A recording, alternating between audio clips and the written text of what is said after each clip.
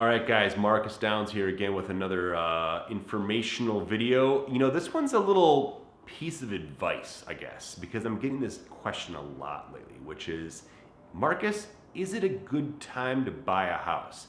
Now, my answer to this question generally over the last, 2 decades, whenever I get this question, I always say, well, is it a good time to buy a house for you? Are you in the market to buy a house? Do you need a new place to live? Have you outgrown your old place? Are you trying to buy your first home?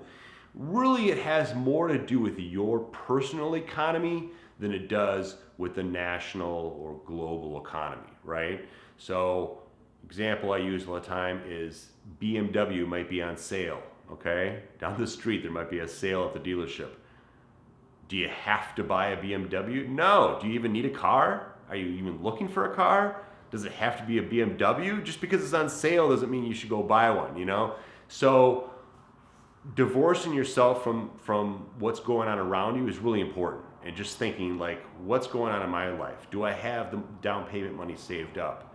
Am I ready to buy a house? Like, is my current house that I'm living in, ready to list? Or am I graduating college pretty soon? I don't know where I'm going to live. These are huge factors that determine whether or not it's a good time to buy a house generally. Okay, so in this current market, my answer has shifted slightly. If you are thinking about buying a house, I encourage you not to delay. Okay, this also goes for people who are move-up buyers that are thinking of selling a house. I would say err on the side of acting more quickly. Because for those of you, for example, who have a house to sell and are thinking of selling maybe in the fall, maybe in the early part next year, just generally in the next year, you're starting to think about it, I would encourage you to consider a few things. First of all, mortgage rates have been dramatically climbing, okay? This not only affects the pool of buyers, okay? So it diminishes the number of buyers who are going to be potentially buying your house that you're listing.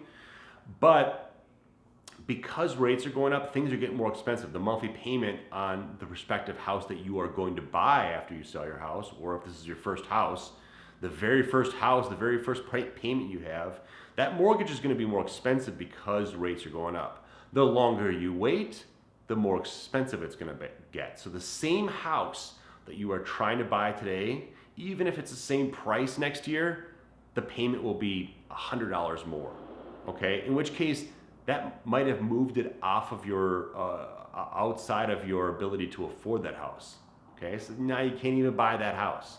You have to go with a house that's perhaps less desirable, smaller square footage, less desirable area, etc. The other thing is that home prices have continued to climb.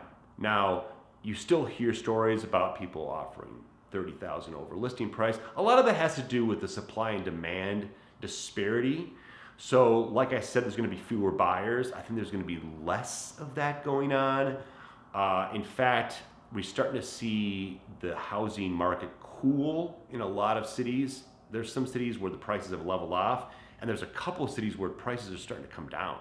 So, even that said, it's reasonable to think that home prices are going to be at least a little bit higher next year, in which case it's going to be more expensive. And there's inflation, so the cost of living is going to be more expensive. Buying milk, getting a haircut, anything you do will be more expensive in the future, so that leaves less money in the budget. I encourage people who are thinking about buying, if I haven't made this clear, to buy sooner than later. Because once you lock in on that 30-year fixed, or even, like I discussed in a different video, a 7-year ARM or something, you really are locking in that monthly payment, which in 5 years might seem like a godsend, the fact that you're able to do that. Versus renting, in which case the rental, I don't know if you've looked at rental markets recently, but I encourage you to Google that because rental prices have been going upward and upward. So renting is not a solution or a better solution than buying. And I would highly encourage you, if you can, if it's the right time of your life, you have down payment money saved up, you're ready to buy, to go ahead and take that leap and buy. That's it. That's all I got for you today. But if you have any questions, feel free to post those questions in the comment section below, and I'll try to answer them for you. Marcus Downs, talk to you soon.